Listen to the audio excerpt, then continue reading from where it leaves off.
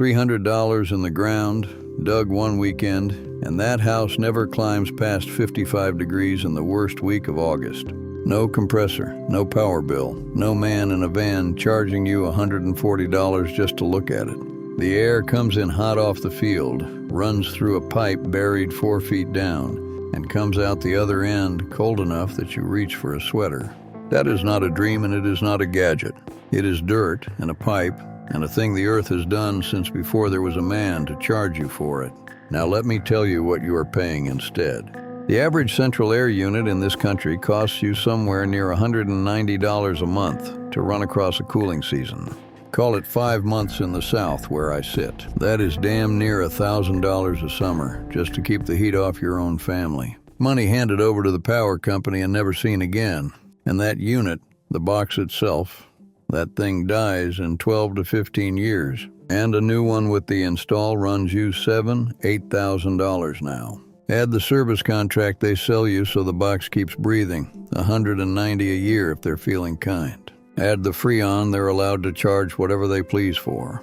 Run that across 30 years of a man owning a home. And you have handed the cooling industry somewhere north of $40,000 to do a thing the ground under your feet does for free and is always done for free. $40,000 for cold air from a planet that makes cold for nothing. My name is Earl. The numbers I just read you, and the entry I'm about to read you, come out of a ledger my grandfather kept. Harlan, his name was, farmed a hard patch outside Macon, Georgia, through the worst of the Depression. And the man owed no one a dime when he died because he never once paid by the month for a thing he could make himself. I keep his book, and I will be honest with you, neighbor. I cannot read a phrase like service contract without my jaw setting, because Harlan would have looked at a man selling a yearly fee to keep cold air coming and known him for exactly what he was, a fellow who'd figured out how to charge rent on the weather. So here's the page, October 1934. In his hand it reads, dug the cool trench along the north bank, pipe 80 foot, $4, 2 days labor mine. Root cellar holds 55, parlor near 60 in the heat. And down in the margin, underlined once, a note to himself.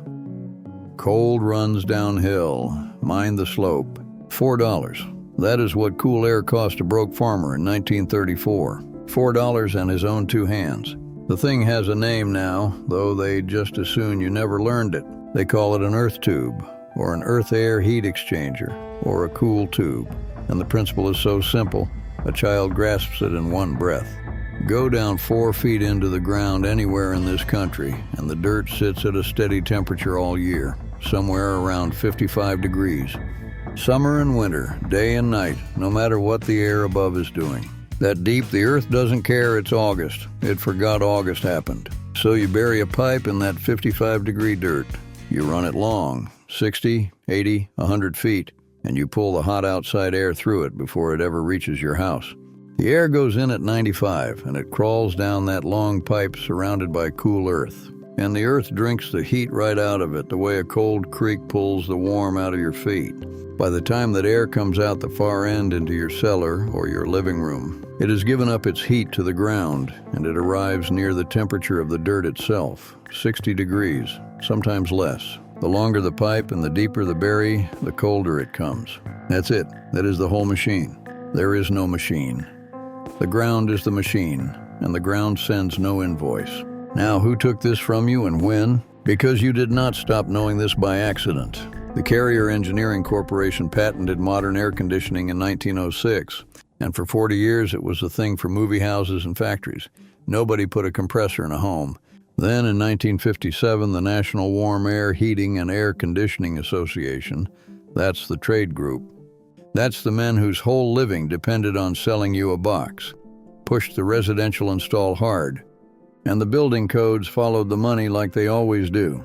By 1965, the model mechanical codes that towns copied word for word listed approved cooling methods, and an earth tube was not on the list. Not banned, just left off.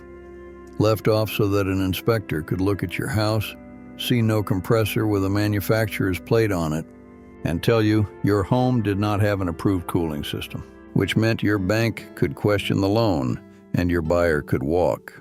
They didn't have to outlaw the ground. They just had to make sure the ground wasn't on the form. And understand why exactly. A trench costs them nothing because nobody sells a trench. There is no model number on a hole. There is no service contract on dirt that holds 55 degrees on its own, with no parts to fail. And the service contract, the yearly fee, the free-on, the 15-year replacement, that is where the real $40,000 lives. Carrier didn't get rich selling you cold air once. They got rich selling you cold air every single month for the rest of your life. And a man who digs a trench one weekend in 1962 stops paying them in 1962 and never pays them again. That customer is a loss. That customer is a hole in the quarterly number.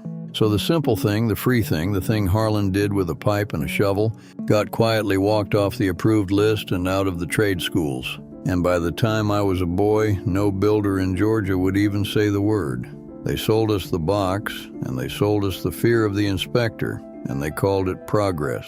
It was theft. It was just slow enough that nobody called the law. All right, settle in, because now I'll tell you how to put the ground back to work for you. You want a smooth-walled pipe? Not the ridged kind. 4 inches the common size, 6 if you want more air. PVC sewer pipe works and runs you maybe $1.50 a foot. You want 100 feet of it, so call that $150 in pipe. Now you dig your trench. 4 feet deep is the minimum that gets you into the steady cool. Deeper is better, but 4 does the work in most of the country. You can hand dig it like Harlan did over a weekend with a strong back. Or you rent a trencher from the hardware store for $60 a day and have it done by lunch. Here's the part the margin warns about, and it is the one thing you cannot get wrong. The pipe must slope. You run it downhill, 1/4 inch of drop for every foot of run, sloping away from the house toward the far intake end. And at the low point you put a small drain. A gravel pit will do. The reason is simple. Hot summer air carries water. And when you cool that air down to 55 degrees, the water comes out of it and pools in your pipe. And standing water in a dark pipe grows things you do not want pulled into your house. So, hear me. Slope the pipe so it drains, and screen both ends so nothing crawls in. I will say it once more because Harlan underlined it twice. Slope the pipe so the water runs out. Water that sits in that pipe will make air that makes your family sick, and that is the only way this thing turns dangerous. Now you set your intake, the far end of the pipe, the end the hot air enters. Wants to stand up 2 or 3 feet above the ground, out in the shade, away from the dryer vent and the road dust, with a fine screen over the mouth. The near end comes up into your cellar or your crawl space, and you put a small quiet fan there to pull the air through. A 6-watt computer fan or a bathroom vent fan does it. And yes, that's a trickle of power, but it's pennies a month against the 190.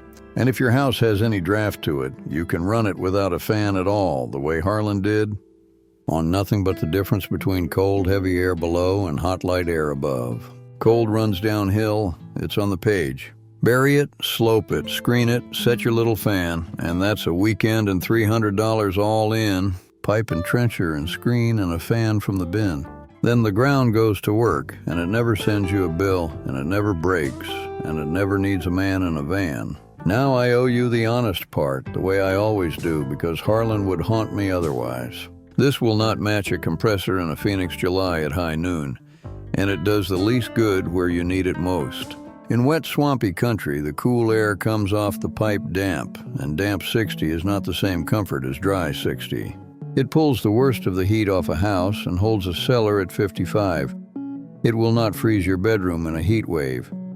And again, the only way it bites you, slope that pipe and screen it, or the standing water inside will foul the air you breathe. So that's the page for today.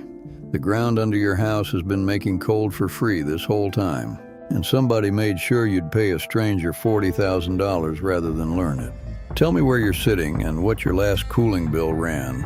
I want the number, the real one off the statement. And tell me your family's old way of beating the heat. The spring house, the cellar your grandmother kept the butter in, the sleeping porch, whatever your people did before the box. Put it in the comments. Somebody's grandfather knew a thing mine didn't. And come back for the next page, because I'm gathering them all into one. Every depression money habit out of this ledger. The food tricks and the heating and the things Harlan did to owe nobody. All in one place. Bring your own. We're going to remember it together.